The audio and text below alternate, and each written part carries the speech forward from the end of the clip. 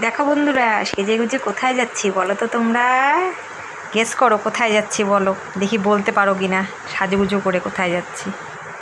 Good morning বন্ধুরা, তোমরা সবাই কেমন আছো? আশা করি ভালো আছো, আর আমরাও ভালো আছি। শিখা হাউস ওয়াইফে তোমাদের সবাইকে ওয়েলকাম। তো আজকের ব্লগটা এখন থেকে শুরু করলাম। এখন বাজে 11:30। আমি যাচ্ছি মন্দিরে পুজো দিতে। জানোই তো আজকে বিপত্তারিণী পুজো। চলো তো মন্দিরে গিয়ে তোমাদের সাথে দেখা হচ্ছে। মেয়ে আর আমি যাচ্ছি। দেখো কোথায় চলে আসছি, দেখতে পাচ্ছ? মন্দিরে চলে আসলাম পুজো দিতে। আজকে বিপত্তারিণী পুজো, তোমরা তো জানোই। তোমরা কে কে বিপত্তারিণী পুজো করো বলো তো? আমি তো প্রতি বছরই করি, মানে সেভাবে 13 ফল 13 ফুল এইভাবে আমি নিয়ম করে করতে পারি না, সত্যি কথা বলতে বন্ধুরা। কিন্তু আমি যেটুকু পারি সেটুকু করি। যেমন সুতো দিয়ে, সিঁদুরে কৌটো দিয়ে, আমি এইভাবেই, আমাকে একজন ব্রাহ্মণ পুরোহিত বলেছিল, এইভাবেই আমি পুজো করি। আর করেছি তো 1-2 বছর 3 বছর মনে হয় করেছি। এবার এখন না করলে না মনটা আর ভালো লাগে না। তো এটা একটা কিন্তু অন্য মন্দির। আগের বার যেই মন্দিরে পুজো দিতে গিয়েছিলাম সেই মন্দির কিন্তু এটা না, এটা আর একটা নতুন মন্দির। মানে আমার কি হচ্ছে বলো তো, মা প্রতিবার এক একটা মন্দিরে এক একবার আমাকে টেনে নিয়ে যাচ্ছে। যাক, মা যেখানে টানবে সেখানেই তো যাব পুজো করতে। তো মেয়ে আর আমি পুজো করে নিলাম, কারণ মেয়ে আর আমি উপোস করেছিলাম। আর তোমার দাদাভাই ভিডিওটা করে দিচ্ছিল। তোমার দাদাভাই বললামই তো তোমাদের, মানে মানে মানে পরে তোমরা জানতে পারবে দাদাভাই মানে হঠাৎ করে কেন কোথার থেকে আসলো, তোমরা সেটা পরে জানতে পারবে। যাই হোক, দাদাভাই ভিডিওটা করে দিচ্ছে। তো আমরা যেটু শিবের মাথায় জল ঢেলে নিলাম। সব জায়গায় তো শিব মন্দির থাকে যেন, আমি ওই জন্য একটা তামার ঘটি কিনেছি শিবের মাথায় জল ঢালার জন্য। তো তামার ঘটিটাও নিয়ে গেছিলাম। আমি যেখানে কোনো মন্দিরে গেলে আমি তামার ঘটিটা নিয়ে যাই। আর মেয়ে আর আমি ওই যে পুজো দিয়ে নিচ্ছিলাম। আমাদের না ফুল পাওয়া যায় না গো, আমাদের এখানে ফুলের খুব অভাব। ওই জন্য ফুল পাওয়া যায় না। তো বেলপাতা ছিল, বেলপাতাই নিয়েই দিয়েছি। যা ছিল তাই দিলাম ঠাকুরকে, সেটাই ঠাকুর সন্তুষ্ট। পুজোটা করে না মনটা একদম শান্তি হয়ে গেল। আজকেও আমি জানো সেই আগের মতোই সমস্যায় পড়েছিলাম মন্দিরে পুজো দেওয়া নিয়ে। তোমরা পরে সবটাই জানতে পারবে। মানে কি আর বলবো, মানে পুজো দিতে যাব সেটা নিয়েও টেনশন হয়ে যায় যে কি কোথায় পুজো দেবো। বাড়ির সামনে মন্দির থাকতেও আমাকে এখানে আসতে হলো। তো কি আর করা যাবে, আসলাম, এসে পুজোটা দিলাম। দিয়ে নিয়ে তারপরে টোটো করে এসেছিলাম, জানো ওখানে অনেকটাই দূর, টোটো করে আসতে হয়েছিল আমাদেরকে। তো যার পাশে কিন্তু জানো শ্মশান, পাশেই হচ্ছে শ্মশানের পাশেই মন্দিরটা, মায়ের মন্দির। তো শ্মশানের পাশে মন্দিরে চলে আসলাম পুজো দিতে। এবার এসে তারপরে তো এই যে চা খেয়ে নিচ্ছি একটু।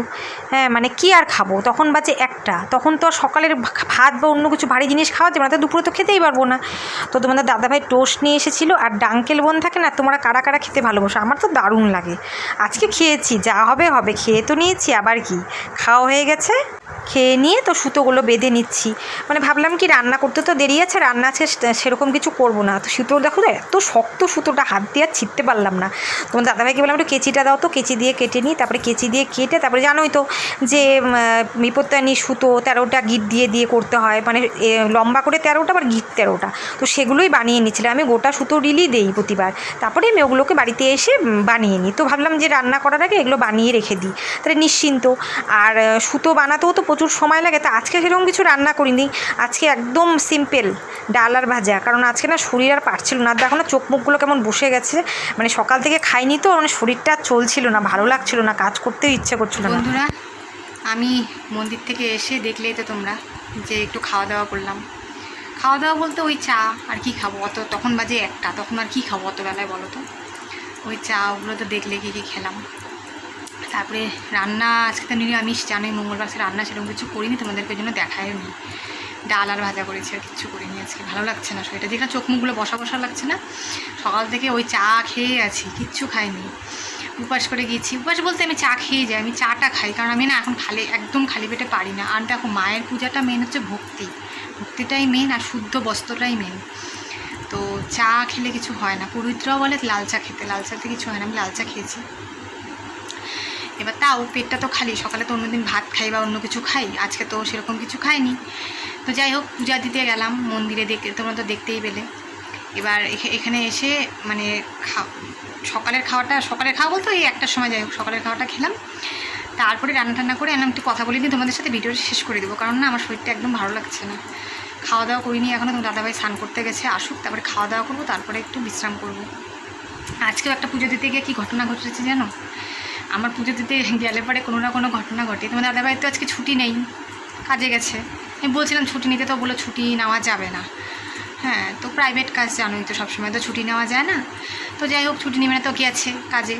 তো আমাদের পাড়ার মন্দিরে তোমাদেরকে তো এর আগেই বলেছিলাম, আমাদের পাড়ার মন্দিরে পুরোহিতের কোনো ঠিক ঠিকানা নেই। কালকে গিয়ে খোঁজ নিয়ে এসছে তোমাদের দাদাভাই, পুরোহিত কখন আসবে কেউ জানে না, কেউ বলতে পারে না।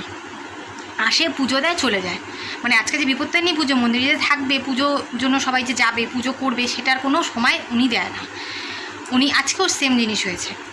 তারপরে দাদাভাই পরে আমাকে ফোন করে, সকালবেলা কাজে দেখেছে, তারপরে ফোন করে আমাকে বলছে কি যে আজকে না মালিক আমাকে ছুটি দিয়ে দিয়েছে, মালিক একটু বাইরে ঘুরতে যাচ্ছে, আমাদের কাছে কোনো কাজ নেই, বাড়িতে চলে আসছে। আমি ভালোই হলো তাহলে। আমি বললাম যাও একটু মন্দিরে গিয়ে দেখে এসো, তাহলে পুরোহিত এসছে না, তাহলে যাবো। স্নান হয়ে গেছে তখন, আমার মেয়ে পুজো দিচ্ছিল। দাদাভাই গিয়ে দেখে পুজোতে মানে মন্দিরে পুরোহিত এসে পুজো করে মন্দির বন্ধ করে দিয়ে চলে গেছে। তোমরা ভাবো কী অবস্থা।